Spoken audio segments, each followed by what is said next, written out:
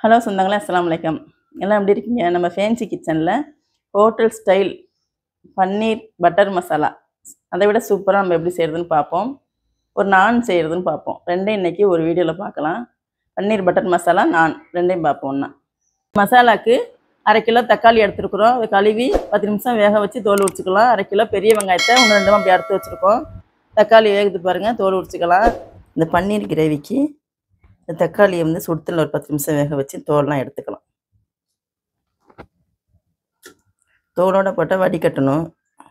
அதனால் தோலெலாம் எடுத்துட்டா வடிகட்டணும்னு தேவையில்லை.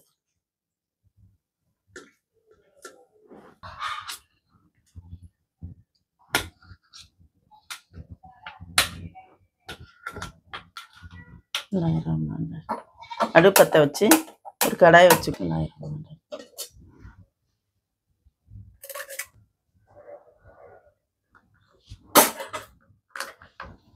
கொஞ்சம் எண்ணெய் ஊற்றிக்கலாம். 1/2 கிலோ வெங்காயம் எடுத்து வச்சுருக்கோம், அதை அப்படி போட்டுருவோம்.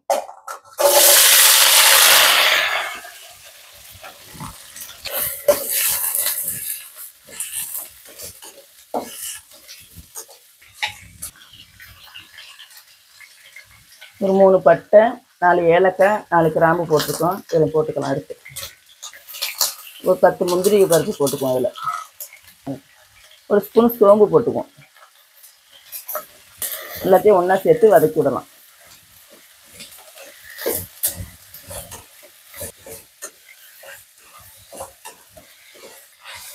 வெங்காயம் நல்லா கண்ணாடி பதம் வந்துருச்சு, நல்லா பச்சை வாசனையும் போயிடுச்சு.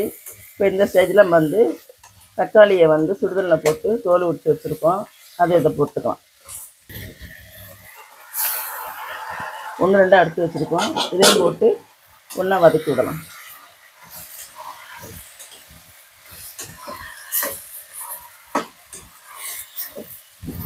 நல்லா வதங்கிடுச்சு. இது வந்து நம்ம கொஞ்சம் வந்து ஆற வச்சுக்குவோம். ஆற வச்சு மிக்சியில் போட்டு அரைச்சிக்கலாம். இப்போ வந்து நம்ம பன்னீரை பொரிச்சிக்கலாம். அடுப்பில் கடாயை வச்சு எண்ணெய் ஊற்றிக்கலாம்.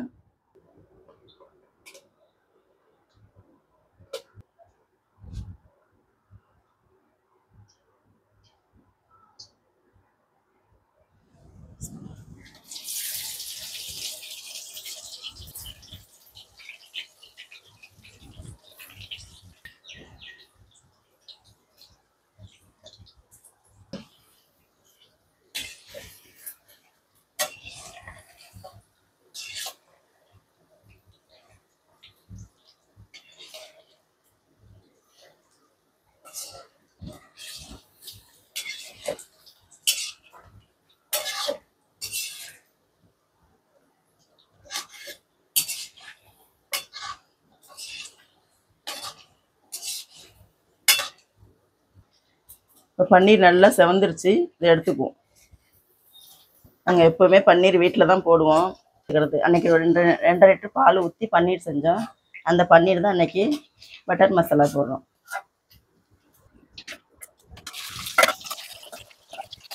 ஆச்சா, இதுவும் நல்லா செவந்துருச்சு, இதை எடுத்துக்கலாம்.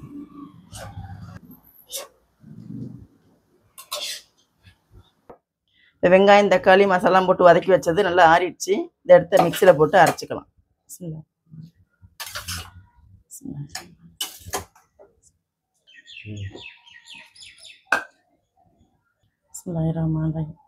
நம்ம வந்து கிரேவி தாளிச்சுக்குவோம்.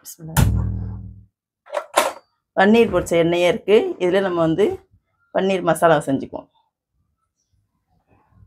2 பூண்டு பல்ல அப்படி பொடியாக நறுக்கி அரைச்சிருக்கோம், அதையும் இதில் போட்டுக்கலாம்.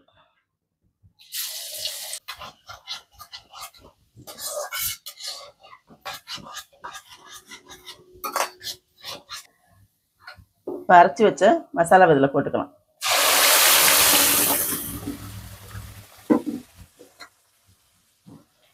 ஒரு ஸ்பூன் மிளகாத்தூள் போட்டுக்குவோம். ஒரு ஸ்பூன் காஷ்மீர் மிளகாத்தூள் போட்டுக்குவோம். நல்லா அப்படி கிண்டி விடலாம்.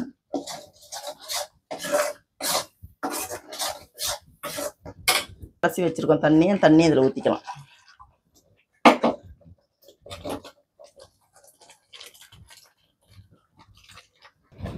இப்போ இதுக்கு தேவையான அளவு உப்பு போட்டுக்கலாம்.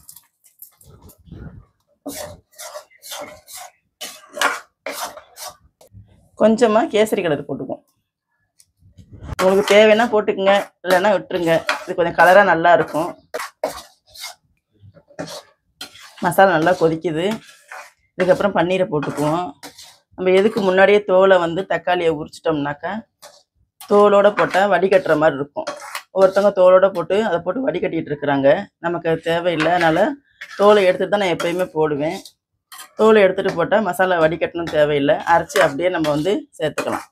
அதுக்கு தான் வந்து தக்காளியை சுடு தண்ணியில் போட்டு தோலை உரித்து எடுத்துடுறது. நல்லா கொதிச்சிருச்சு. நம்ம வந்து பொரிச்சு வச்ச பன்னீரை போட்டுக்குவோம்.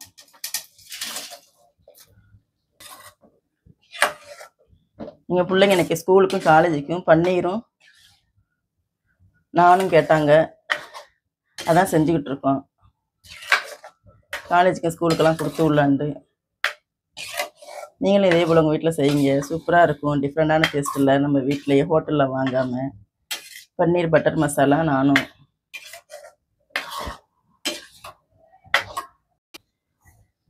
ரெடி ஆயிடுச்சு. கஸ்தூரி மேத்தி கொஞ்சோன்னு எடுத்து நல்லா கசக்கி இதில் போட்டுக்கலாம்.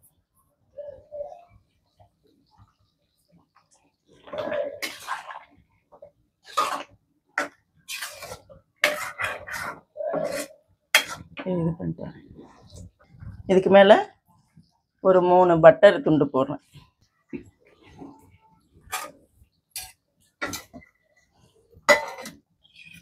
இது அப்படியே இருக்கட்டும். பட்டர் தானாக உருகி போயிடும்ல. சூப்பரான பன்னீர் பட்டர் மசாலா எப்படின்னு கமெண்டில் சொல்லுங்கள்.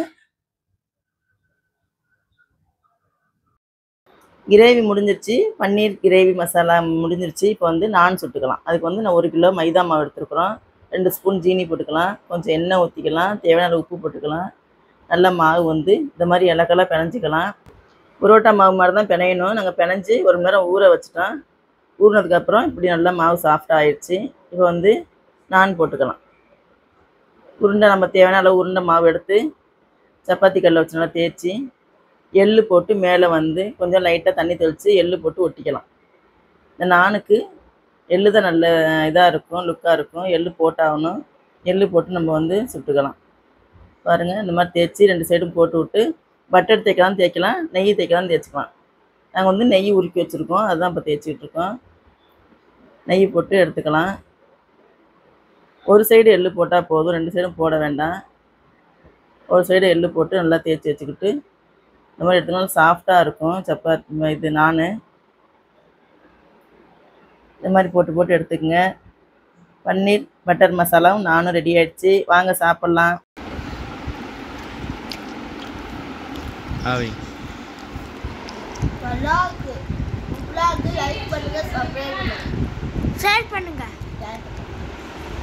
முடிஞ்சு எல்லாம்.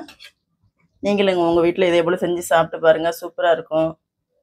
டிஃப்ரெண்டான டேஸ்ட்டில் இருக்கும் பன்னீர் பட்டர் மசாலா. சாப்பிட்டுட்டு எப்படி இருக்குன்னு கமெண்டில் சொல்லுங்கள். மற்றவங்க ஷேர் பண்ணுங்கள், சப்ஸ்கிரைப் பண்ணுங்கள். அஸ்ஸலாமு அலைக்கும்.